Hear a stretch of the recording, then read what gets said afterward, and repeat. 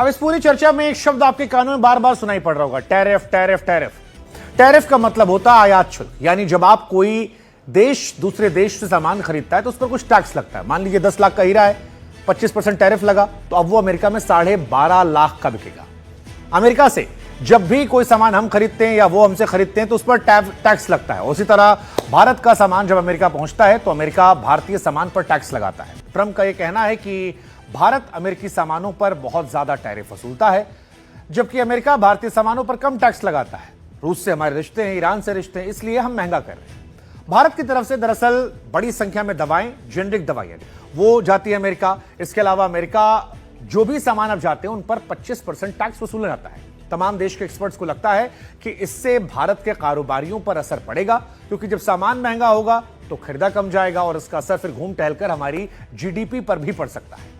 लेकिन किसी ने भी डेड इकोनॉमी की बात नहीं की थी, कम से कम एक्सपर्ट्स के तौर पर।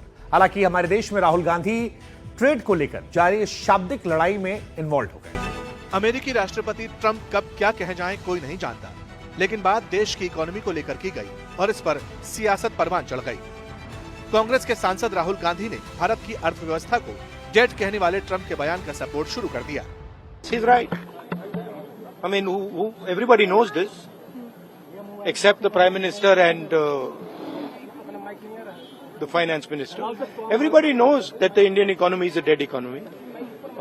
I'm glad that President Trump has stated a fact.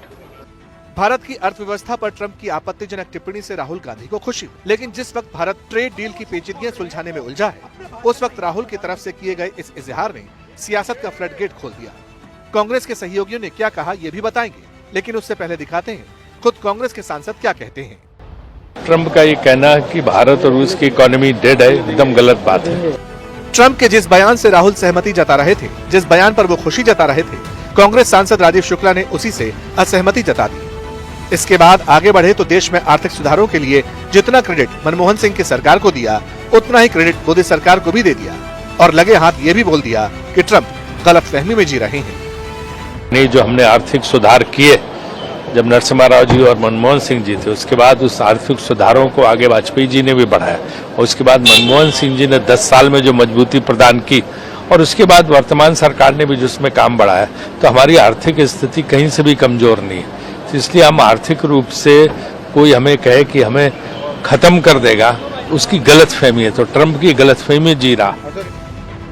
Trump के कमेंट पर कांग्रेस के भीतर से निकली इन टिप्पणियों ने बता दिया कि सियासत के संगीत का विवादी सुर फूट चुका है। इसे ऊंचाई दी कार्ति चिदम्बरम ने। राहुल गांधी ट्रंप की बातों से खुश थे, लेकिन कार्ति ने इशारों में ट्रंप की डिप्लोमेसी पर ही सवाल उठा दिए।